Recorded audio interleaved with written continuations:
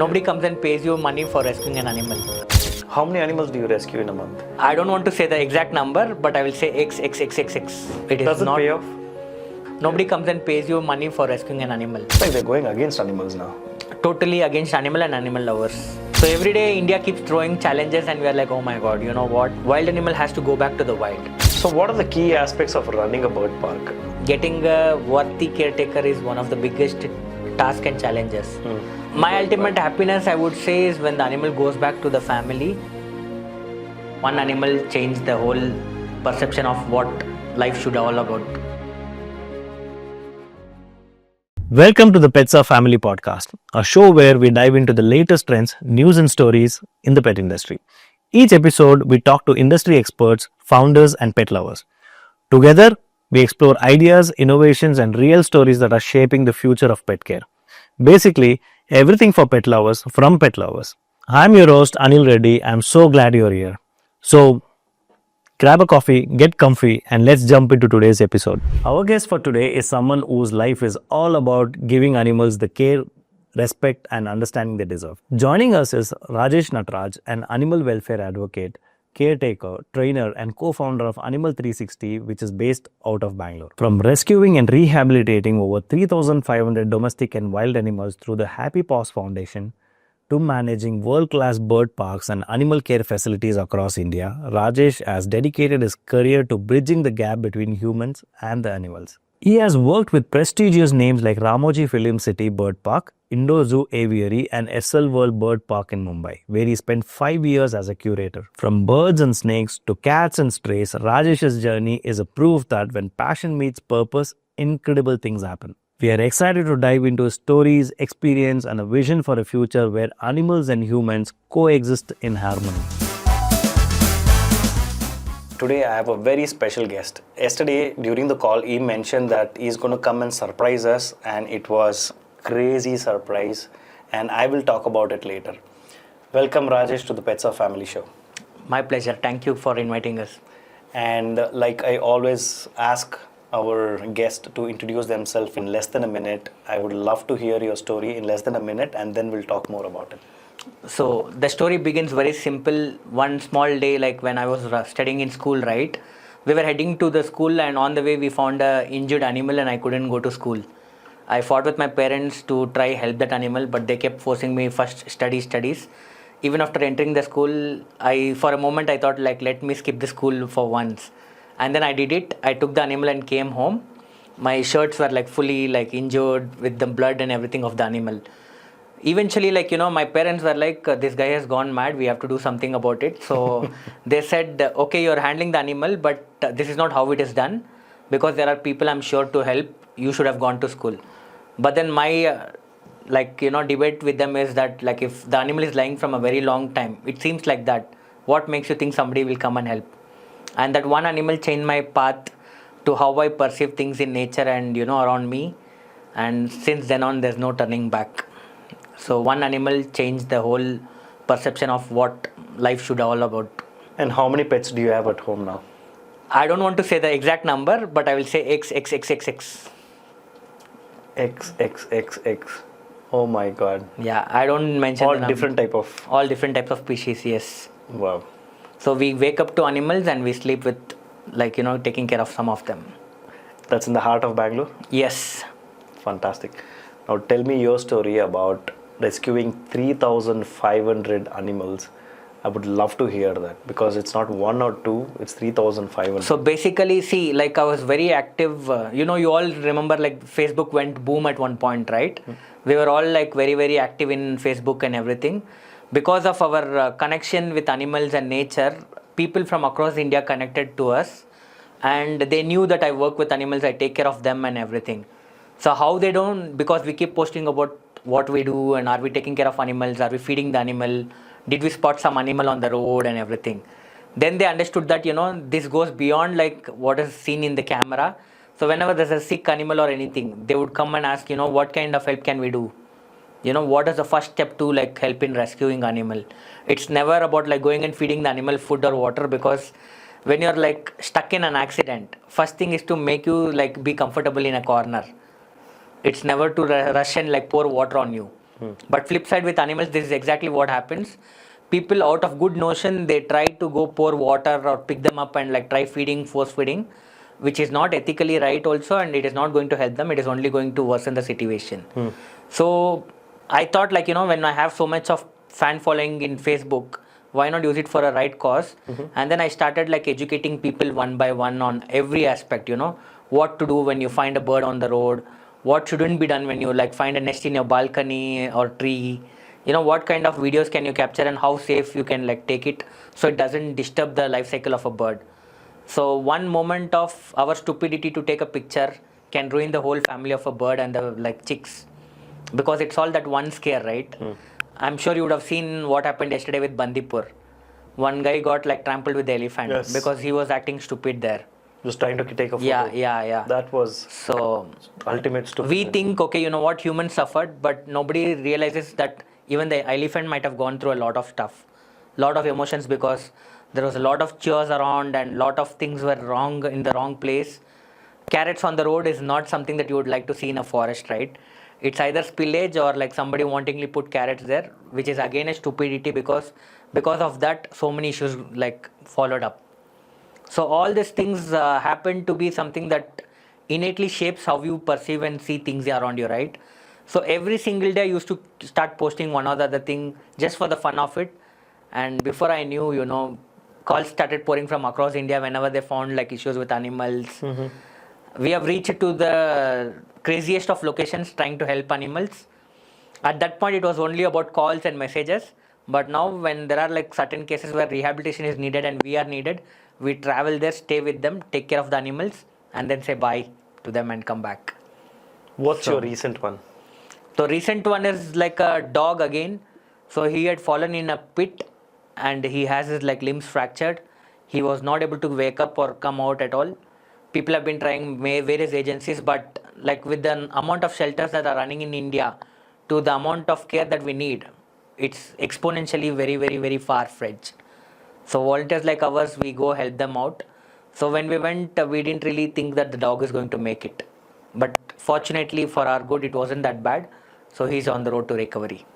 Oh, fantastic. Great.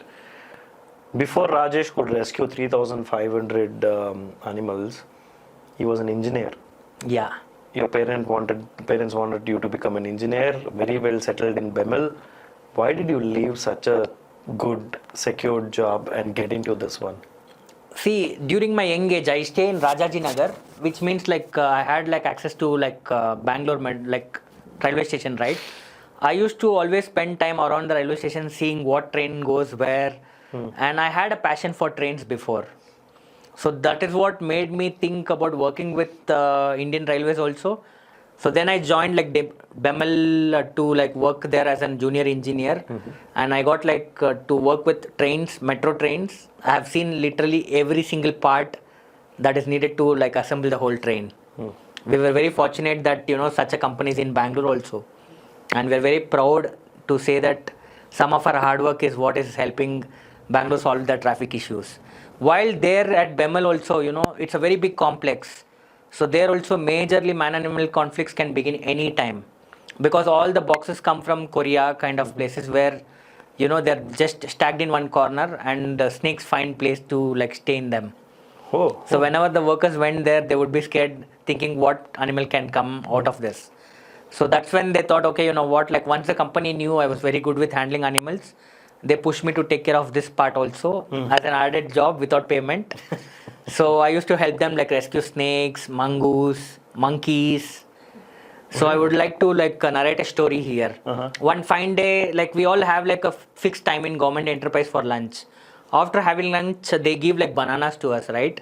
So these people keep starting to feed like monkeys and all because people are like overfed like anything. So these like habits the monkeys knew, and wherever they are, they would come and assemble for the bananas. Once upon a time, what happened was like, while doing this, there was a monkey and the mother. The baby got stuck in one of the, chimneys of the industry.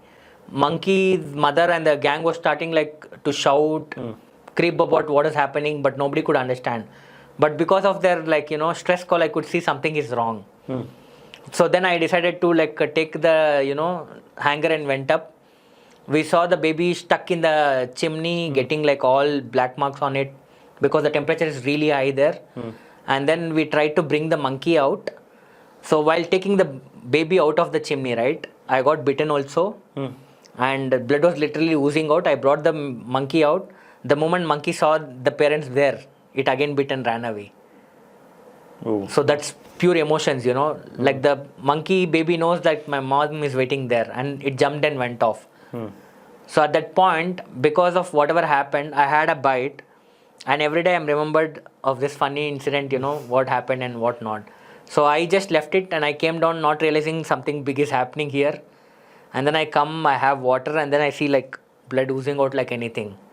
I was rushed into the hospital. I got like hospitalized for 2 days, where I was giving like wonderful treatment, and they didn't charge 1 rupee for it because they knew what I was doing. Wonderful, man. Chinmaya Mission Hospital helped us, and they never charged 1 rupee for that, treatment. Yeah. Wonderful. What a lovely story. I believe that rescuing animal requires even more bigger patience. That is also true because rescue itself is needed because the animal is in a panic mode. People around are more panicky in nature. So, see, human nature is very simple. Where there is a group of people, you tend to like peep in what is happening and all. Out of that, there will be 2-3 people who want to do something better. But at times it doesn't like give us that opportunity to think straight, right?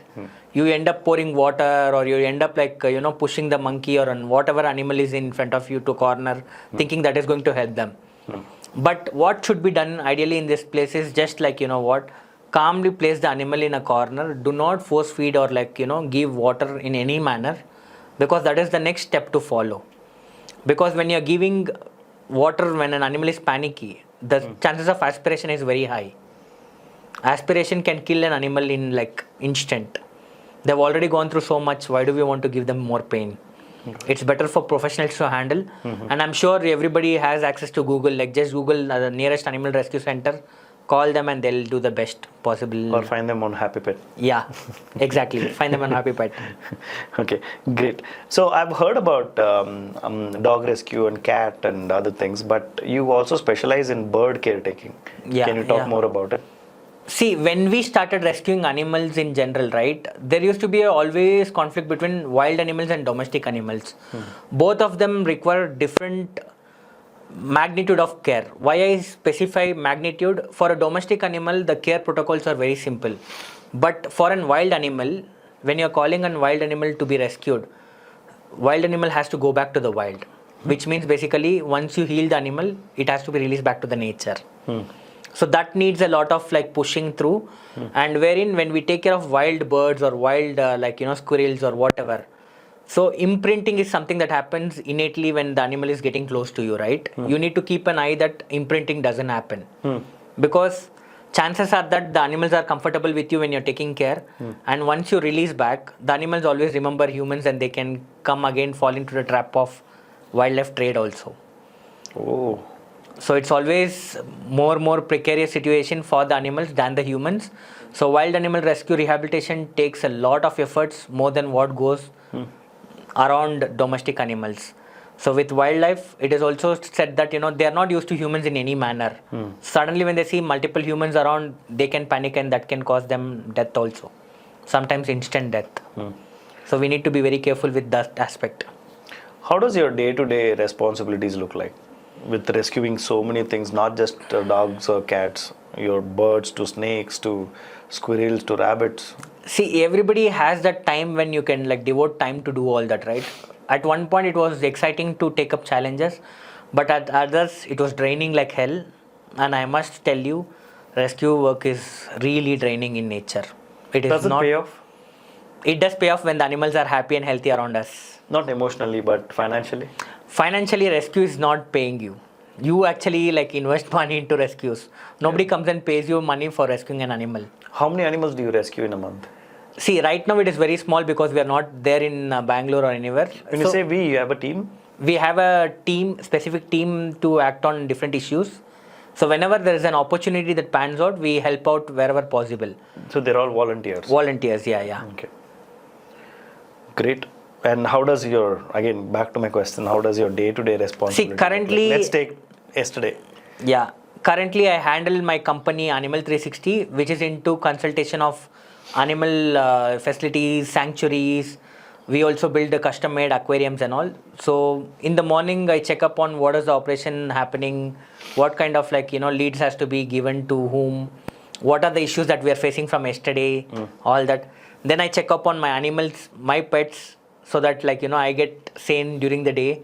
So I spend quality time with them. The few XX pets that you have. Yeah. And then I get back to work thinking, what is happening in the literal world, because every day you open up, you're surprised. Because yesterday I opened up and I saw what happened in Delhi. That was really sad. Yeah, I mean, educated people taking such decisions is not expected. So That coming from Supreme Court, never expected. I made a reel against it. Yeah, I saw that as well. So every day India keeps throwing challenges and we are like, oh my God, you know what? It's all about the animals, right? Suddenly they ban on certain animals. Suddenly Yes. And they're becoming even very strict and it looks like they're going against animals now. Totally against animal and animal lovers. We are as usual very small in numbers, and when these kind of forces act, it is even terrible. Because we are not asking for money from the government. Just let us do what we have to do for the animals around us. So how does caring for birds differ from caring for other animals? Because birds, I totally don't get the concept of rescuing and caring. This is a very niche side of the, whatever we call it, like service, trade, work. With birds, see, I work with exotic birds also. I am a trainer. So I used to train dogs, I used to train cats. Cats can be trained, by the way, not many knows them. I have some of the reels on my Facebook and Instagram. Cats can be very much trainable. And when you train an animal, the science is the same. Be it a cat, be it a dog, be it like any other animal. We just are applying science here and there to match it, right? So for a bird, you need to understand what species of a bird it is. And then what kind of diet you are giving. If your diet is not good, then they're mentally not good. If they're not mentally good, we can't expect them to be physically alright also. So every species needs its own species requisite diet, and that also comes up after weighing the animal. I'm sure no human weighs every day, right? Do you get weighed every day? No. But when you're taking care of a sick animal, this is the rule number 1, where we weigh them every day to see how much of a progress we are making. And the moment we see the scale is going down, then it's an alarming thing that something is up. So weighing is very basic, be it a wildlife rehabilitation center or a facility, having birds. Weighing is done every day in and day out to understand. It is the starting step to understand the health of the bird. So how does rescuing a wild animal look like? One, not the extreme ones. I'm talking about wild birds and all this stuff. Do you bring them home, or do you have a center, or does government have a place? So basically, wild animals are protected under Wildlife Protection Act of 1972. Even though our intentions are pure and right, we are not allowed to take the animal with us to our homes or anywhere else. So if there is no possibility of putting it to the wildlife rescue center, the next best step would be to call the forest department, ask for help, because you taking the animal home can land you up in really big trouble. Because wild animals are scheduled animals and they cannot be taken home, because then you're called as a smuggler. Really? Yeah, because you're taking an animal from their environment, right? So when I'm passing a forest and if I see something hurt, I can't. You really in the name of rescuing, I can't take. You shouldn't really be touching or doing anything. Forget about it. When you're in the forest, you're not even supposed to get down off your car. The moment you get down off the car, you're no more an ethical citizen, and you are liable to be acted upon the law. You'll be pushed into the bars. Tell me your most memorable rescue mission recently.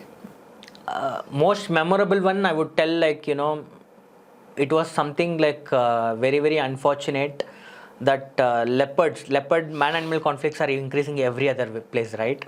So very close to Kengeri, there are leopards. People don't know about it. So sometimes, things happen where before the time you get to act, things can go hayway. So this is maybe 5-6 years back story. But this is something that I keep, every time I go to Kengeri, I remember this incident, So, there are particular places where government keep telling this is an animal moving center and everything. You see birds. There are like elephant walking path or the leopards that cross the roads because we have cut down the road through the forest. So sometimes leopards actually come to the road to cross that path and move ahead. So one of these times what happened was a cub and the mother was trying to pass the road and the vehicle went right above the cub, smashing the head in like gone like in few moments. The mother ran away. She never knew like what was happening behind. The cub was like shattered to like pieces. That broke me in various means. Every time I hit the highway, I keep thinking about this and I can't help it. But it just stays in one part of your head always. So not only that Kengeri highway, anywhere you go, no, you keep thinking about the same incident. It's always better to like calm down, slow down your vehicle and pass rather than fast moving, you know. Going fast can help you out with your like, you know, stress, but it's not going to help animals around. There's nobody to question all of that. Road kills cause the major damage to wildlife. The craziest experience recently you had rescuing animal, a story that you could Okay, share. so this I would tell. So Alsur is a very well-known area, right? There was this cat that was stuck beyond 30 feet on a tree. 4-5 days, nobody was able to help out. We were trying fire department. We have called multiple rescue teams. Nobody could do anything at that point. And then we were like, you know what? This cat is going to be crazy rescue.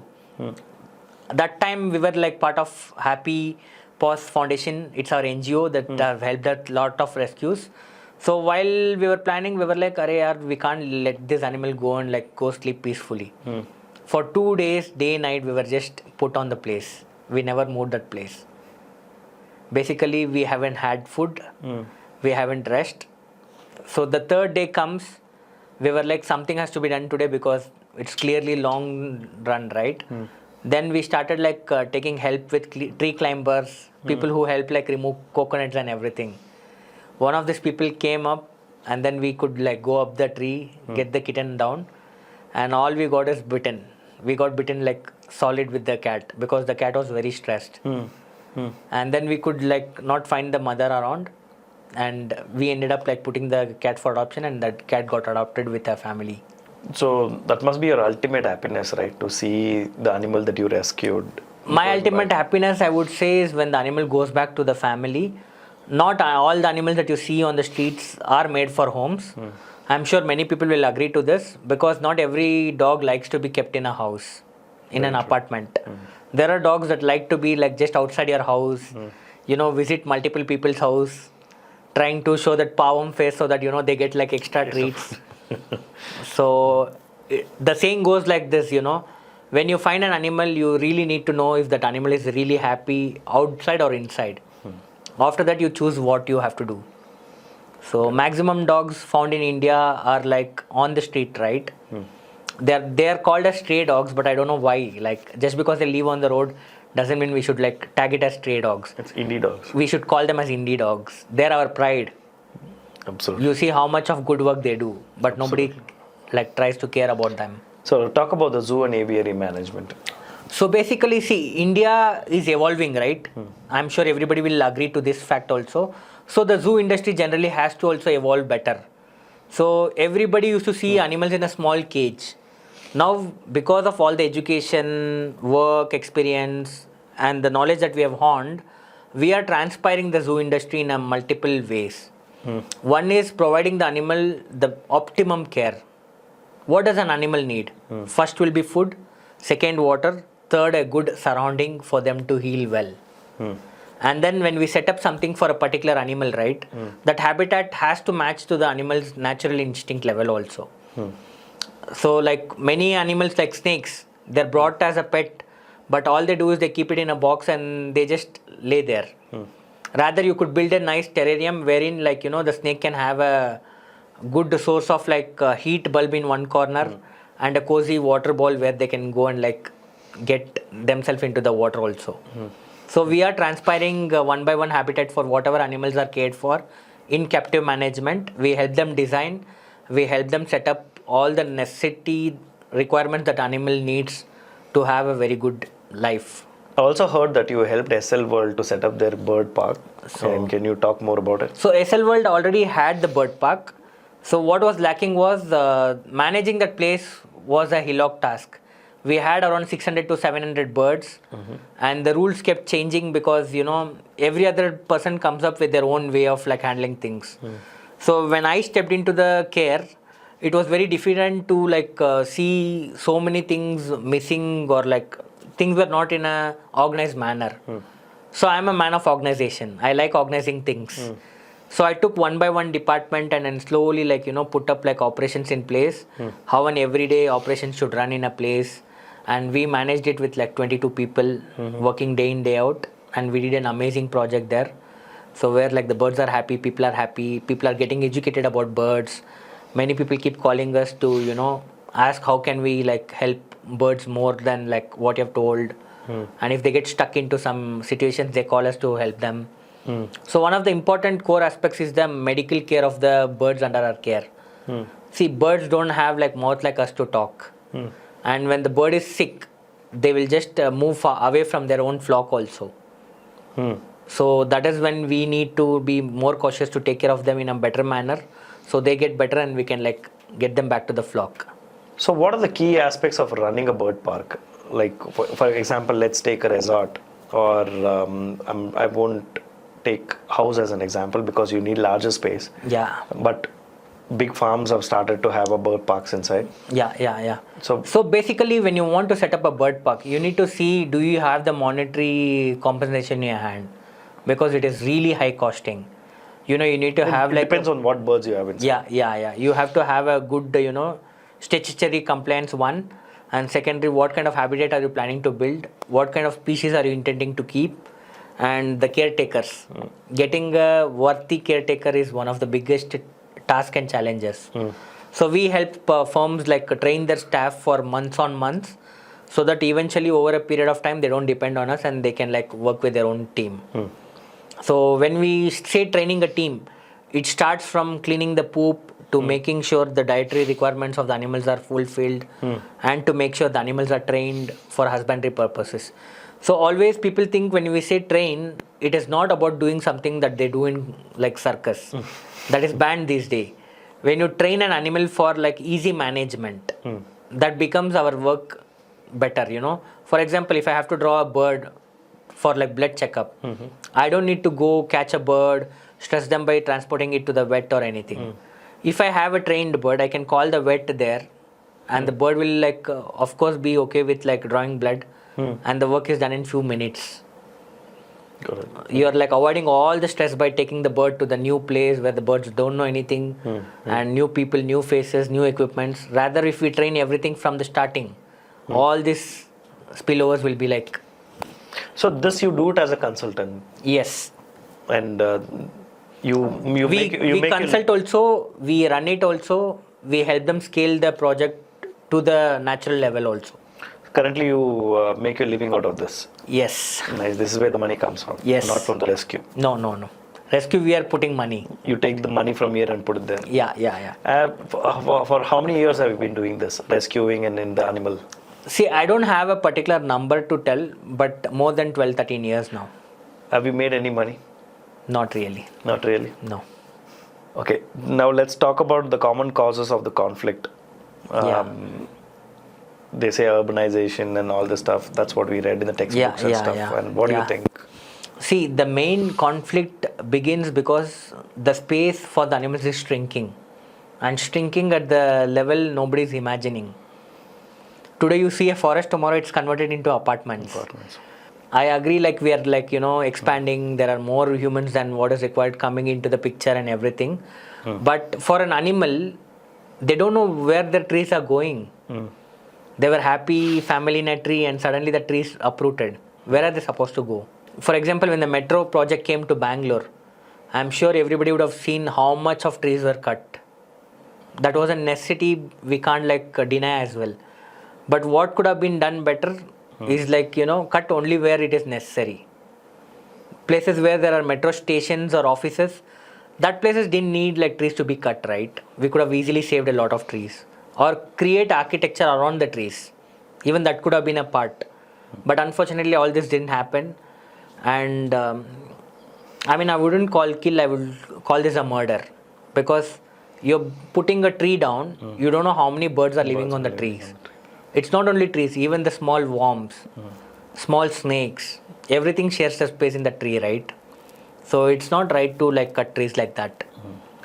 The sad part, but the city has to grow. City has to grow. We have no other clue, and henceforth conflicts also will increase. The only way we can like tackle this is learning the art of coexisting. Unfortunately, it doesn't Let's exist. take an example of Mumbai for that matter. They know leopards are everywhere in Mumbai, right? A central place like Borivali knows like there are leopards. But are people bothering now? No, because they're well educated now. There are teams educating back and forth, telling leopards are going to be here, we are going to be here, we need to just coexist. Give that window of space when you find a leopard and yourself in one corner, let the animal pass peacefully. Animals don't come for revenge. We are going for the revenge. We feel they're coming to our place, but we don't know we are in their place already. So they don't have a space to go. So we should be more respectful to the animals than expecting an animal to be respectful of ours. But are you licensed to do rescuing wild animals? See, licensing part, India is a very, very, very difficult country to deal with. You know what? Anybody who picks up animals can become a rescuer. But to learn about this, you need certain field experience, right?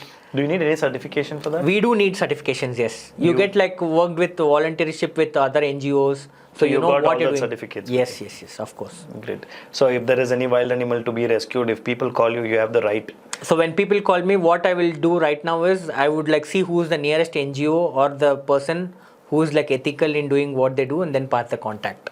You don't personally go If do at all I have the time and the capacity at that point, I would go. Otherwise, no. 5 years before, like I would have run. But now it's very difficult because, you know, traffic. So my question comes back to rescuing snakes and stuff. Is it does one really require license to do that? Or 100%. See, there are more than like 500 plus species of snakes around, right? So how do you know what species is what? There are like species like non-venomous also, venomous also. If you really don't know what species of animal you are going to help out, you can't be called a wildlife rescuer. So you need to have certain amount of knowledge about what species you are intending to handle. And if I keep 3 snakes in your table, right, 3 are also having different behavior aspects. How do you judge what snake is when? Or who is going to be calmer?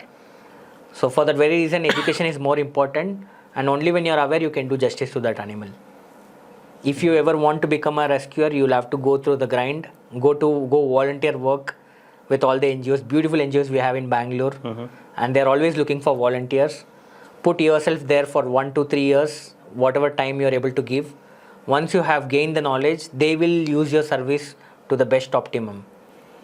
got it. So that is how you learn and become a rescuer yourself. Have you rescued any snake recently? Yes, 3 days back. Which one? It was a spectacle cobra. Spectacle cobra. Which area was it? Kalyan Nagar. In Kalyan Nagar. Yeah. And how big was it? It was a 2-feet snake. Just 2 feet. Yeah. And what do you do after rescuing it? See, if I want to be lying, I will tell I'm leaving it in the forest. Basically, that is what everybody says. But let's put the tough fact outside also. So whenever you rescue a snake, right, the snake needs only rescue when it is found inside a compound. Like randomly, if you see a snake on the road, it doesn't need a rescue. You know why? Because snakes know you better than you knowing the snake. Snake knows what time these humans are walking around, what time I can walk. And that unlucky day for the snake, somebody found out there is a snake in that area.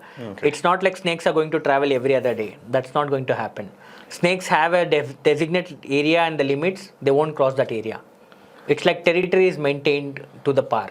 Be it dogs, be it snakes, be it any wild animals, they know their territory well. They won't cross the territory. But does one have to fear having snakes around? Definitely not.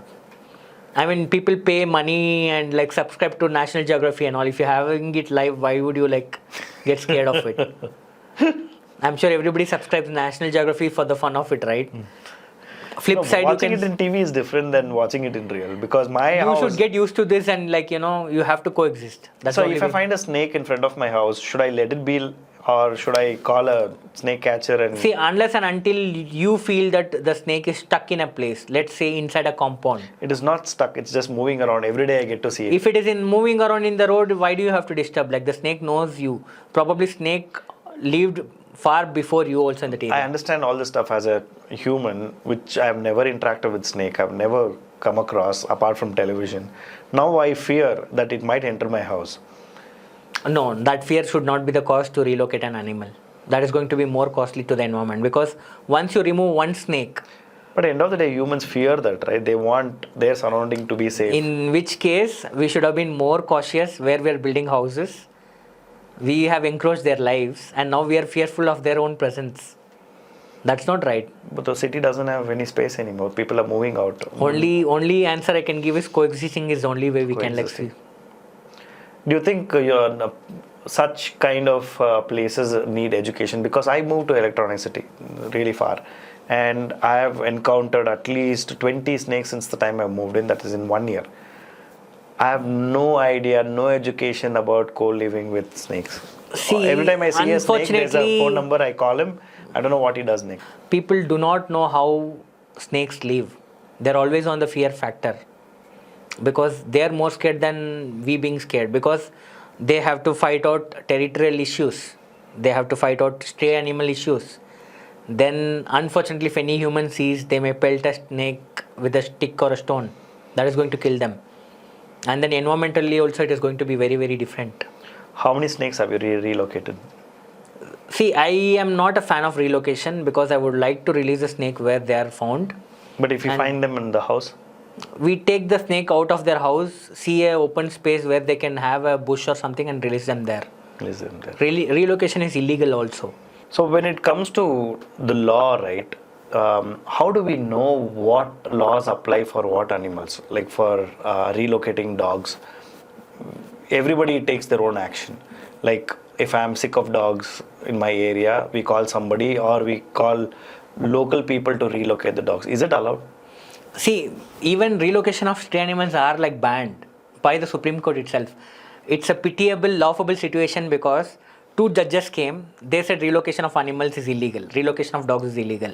And then suddenly we see yesterday two more judges come telling, take away all the dogs from the streets of Delhi. Very sad. It's very simple to act because you're sitting on a chair that is entitled to you, right? But when you're on a road, imagine the life of a dog, how difficult it is. I'm sure everybody would have seen one or the other video where a gentleman posted a small camera on a dog to see what it does through the day. And the dog's video went viral because they have to battle so many issues, from traffic, not getting food on time, to like people moving around, pelting stones. Any showroom you go, people don't welcome the dogs there. Very few brands do that. You know, and the brands that are doing they're losing their stakes, because if somebody does that in front of me, they lose me as a customer altogether. And you say whatever service you give, if you're not being nice to an animal outside your doorstep, what makes you think that I'll get good service out of you? Humanity is something that has to be ingrained in yourself. If you ask me, right, a stray dog has bit my kids many times, and me and my kids have walked to see if the dog is safe. Yeah. Okay, I'm a different kind of a Yeah. parent. Even my kids are like. See, clearly we have misplaced, our emotions. If you calmly think for 5 minutes, and I purely believe all the humans are like have that capacity to think calmly, right? But we all enact on that particular second. You see something happening with the kid and you start like trashing the dog. And then you come home, you have your coffee, tea, you calm down. But think about the dog that went through the abuse. Do you think the dog will be comfortable sitting there in the next morning? No. They'll go into hiding. No, And what should common people do then? Because See, when you have for me, issues- I have emotion both the side. Yeah. For a common person, for a person whose daughter was bitten, right? He wants to take revenge. Either relocate. Let's kill- logically come to this issue. Do you think dogs came up randomly today? No, it didn't. Leave the history behind. Yeah. Leave everything aside. Yeah. Now, what does the law say? Law says if you harm an animal, you are liable to be But what if the dog is being continuously biting the people around? See, there are scenarios when the dog loses its control. Let's say if a rabid dog is biting, the best action that can be done is call the nearest ABC center or the government facility, municipal corporation. They'll come catch the dog, take them and keep in a designated spot for 7 days. In that 7 days, various tests will be done, and if at all the dog is rabid, the dog is going to die. And they will also start vaccinating in that particular area. We have rescued many rabid dogs. I mean, I'm sure I don't want to die, you don't want to die, but why are we in this? Because we want to do the best possible way. Even if it is a rabid stuck dog, like rabid dog that we know, right? We are going to help the dog. Now tell me about your new venture, Animal360. So Animal360 is a venture we started because we clearly saw what was happening. Do you have any idea how many exotic animals are declared in India right now? Officially declared numbers say 32576, 32,000. But in reality, there are more than 5 lakh exotic animals in India as kept as pets. And even after legally everything put together. Legally, I would only count that 3 to 5, 6, whatever I mentioned right now. Those are all like given to the government in the portal called Parivesh. But away from that, you go any random street, people will be having so many exotic animals. And so if you want to will get a snake, is it legal? see, if at all you come to me and ask, if you want to get a snake, I would say, do you have the time for that? Do you have the capacity to take care of that animal? No, more than that, does the government allow me to have a snake? Government rules are tweaked in to keep certain animals. Some dangerous animals are not kept as pets, but some animals like snakes, as you say, some species that are not native to India can be kept as pets, given that you furnish all your documents to the government telling how many animal individuals you have in your custody. So tomorrow if you do something stupid, they can come back of you. So what's this portal called? It's called Parivesh portal. So I have to go register that particular animal. Like I've seen on internet people having all kind of spiders to rabbits to all stuff.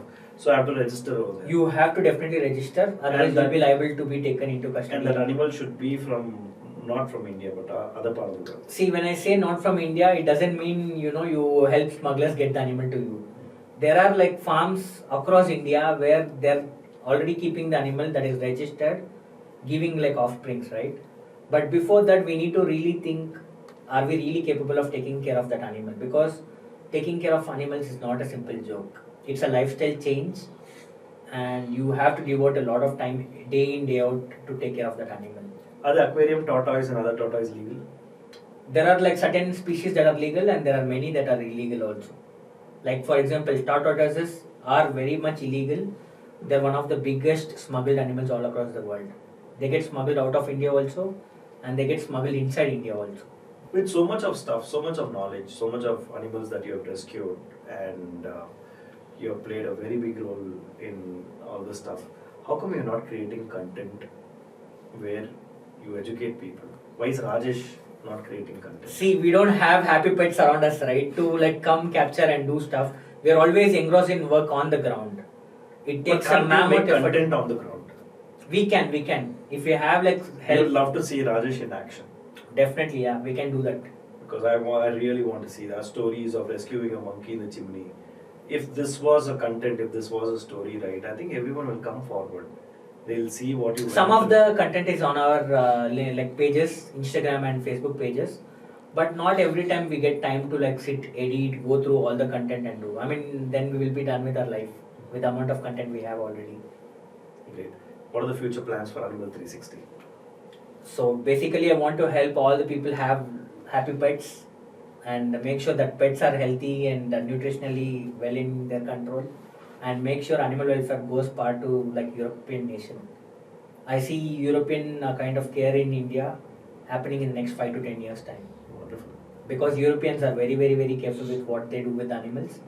India somewhere is lacking on that, and I would like to bring it to that fore where we are respected as an animal respecting nature. Can people watching this episode join you? 100%, yeah. We're all game for it. Sure. And will you pay them salaries? We will, hopefully, when we make enough money. Now, setting up this bird farm or a bird park and all that, I'm sure it's a big money out there, right? See, operationally, it's a lot of cost, and not many people are aware of this cost, like when they're setting up, right? Once they set up, then they start burning their hands.